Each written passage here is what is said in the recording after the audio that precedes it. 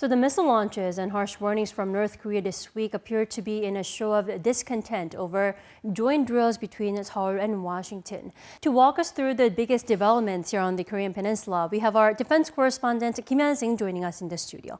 Welcome back, Yeon-seung. Thank you for having me, Dami. What a packed week it's been for the Allies. Right. North Korea this week kicked off with firing 2 short-range ballistic missiles into the East Sea, what appeared a heated defiance against Seoul-Washington training involving the American warship, the USS Nimitz, coming to the Korean Peninsula. Now, first of all, Yeon-seung, what is USS Nimitz and why did North Korea react so sensitively this time? Right, so let's start with the USS Nimitz. It's one of the world's largest warships. And I was on the flight deck earlier this week in what was a rare opportunity. And let me tell you, it's massive, almost like a mini city ready for combat. It's 3 times the length of a soccer field, has 5,000 personnel, and a displacement of roughly 100,000 metric tons. It's highly proficient for air missions, with it being a nuclear-powered aircraft carrier. And to South Korea, it's brought along about 70 combat jets, 3 to 4 different kinds, and other aircraft like helicopters like the MH-60 Romeos and the MH-60 Sierras. It's also brought along 2 destroyers, the USS Decatur and the USS Wayne Meyer, so quite a formidable show of force. And the fact that this American symbol of power was here in time for the 70th anniversary of this whole Washington alliance is also significant. It's a reminder that the U.S. isn't going anywhere. The Allies aren't going anywhere, and it's been that way for the past 70 years and will continue to be that way for the coming decades, as Commander Sweeney explains. We don't seek conflict with the DPRK. We seek peace and security. We're not going to be coerced. We're not going to be bullied, and we're not going anywhere.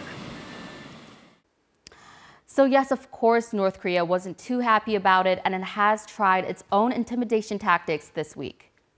Right, because North Korea posed another threat this week with its latest development in nuclear warheads. Now, what does this mean? I mean, what's up with the North mentioning its nuclear warheads this time? Right, so when the Allies stepped up their field exercises, North Korea also cranked up its weapons test. From the longest range intercontinental ballistic missile that some suspect to have a flight range that could reach continental U.S.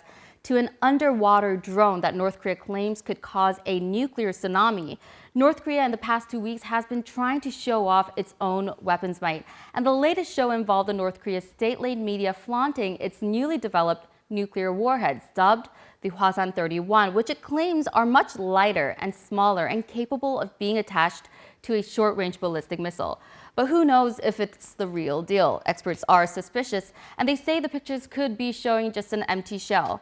Anyhow, it did do the trick in grabbing media attention. Right. Now, North Korea claims that these joint exercises are so-called war preparations, especially the Sangnyong drill this week that simulates an amphibious raid. Now, you were at the site, Yeon-seung, so what is the Allies' stance in these situations? Right, so to give you a little bit more background about the Sangnyong drill, it was resumed on a beach in the east coast city of Pohang after about a 5-year lull. It's a large-scale amphibious landing exercise.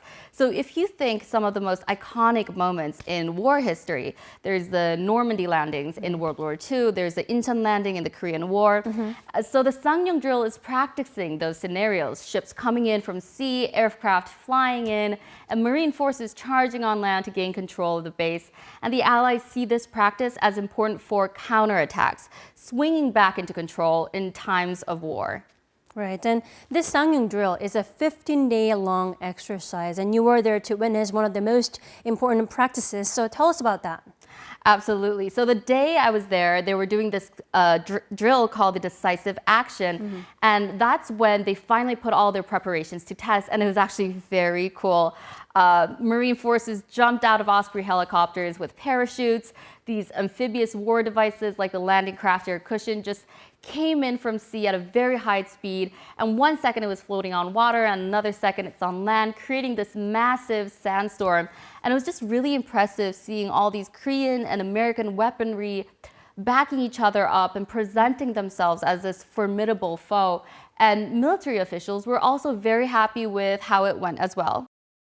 이번 훈련으로 We were able to confirm once again the solid alliance and joint defense posture of the ROK-U.S. Marines. Well, then what's next in terms of the Allies' training and also in terms of expectations for future North Korean provocations? Right, so before the USS Nimitz completely pulls out of Busan, they're also scheduled for a trilateral exercise with the Japan Maritime Self-Defense Force. And this three-way alliance is something that North Korea has been quite nervous about, something the regime has made very clear when it went ahead with an intercontinental weapons test on the day of the South Korean president Yoon Suk-yeol leaving for Tokyo to hold a bilateral summit with Japanese Prime Minister Fumio Kishida. The regime is obviously very worried about this stronger force of deterrence, and in a ploy of intimidation may continue to flaunt its weaponry through further tests. All right, Yeon-seung, thank you so much for keeping us updated. Thank you.